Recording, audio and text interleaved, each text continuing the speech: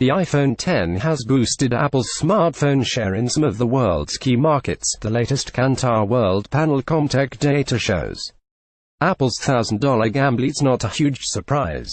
Ever since people began chattering about Apple's plans to launch a $1,000 smartphone, tech media commentators with their fingers on the pulse have declared the company doomed. That's good news, as experienced Apple watchers now know that those times when the usual suspects most vilify Cupertino are usually also the moments when the company sees the most success. That's certainly the case here, with ComTech revealing that in the 3 months ending December 2017, the iPhone X made it into the top 3 best-selling devices in the month of December across Europe, urban China, Japan, Australia and the United States. iOS loyalty reached a new high in the US, of iPhone owners who changed device. 96% bought another model from Apple, though its sales share fell 0.5 percentage points to 43.9% in the country. Apple's share in the top 5 European markets climbed to 24.8%, up 0.7%. iOS is approaching a quarter of the market in Spain and Germany. Apple also saw strong sales in China, Japan and Australia. Apple gets bigger in China. Apple's management will be heartened by results in China. The critics, who had anticipated that the new iPhones would be too expensive for Chinese consumers, got it wrong. Apple's all-new $1,000 iPhones drove market share in China to climb 10.1%, shooting from 18.5% this time last year to hit 28.6% share.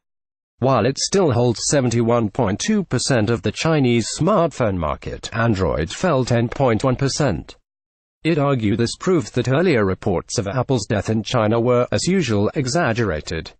The UK was perhaps the only exception. Apple actually saw share fall by 2.4 percentage points there.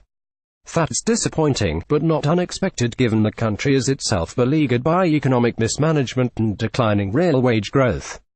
Despite those headwinds, Apple still accounts for 44.2% of the smartphone market there. That's bigger than its US share of 43.9%, but smaller than the 55.2% it holds in Japan and 46% slice of Australia's smartphone market.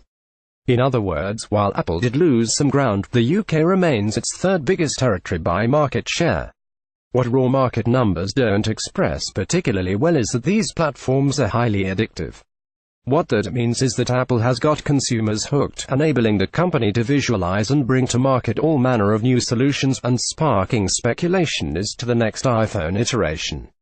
Staggered release plan vindicated in a press release announcing these results. Dominic Sunnybo, global director for Kantar WorldPanel ComTech, called Apple's decision to release 3 new handsets over a staggered period sound.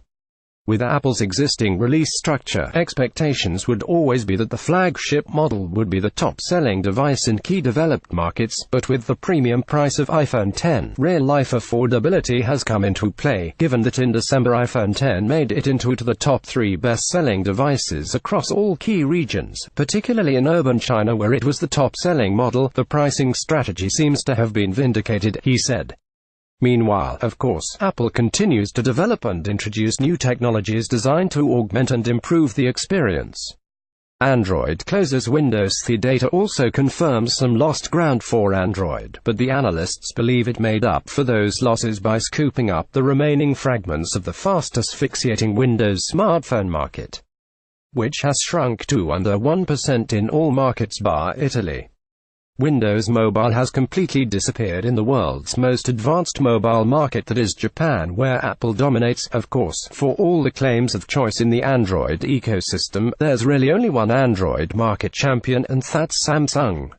The latter holds 31.3% share. Samsung and Apple together now account for 70.8% of the US market.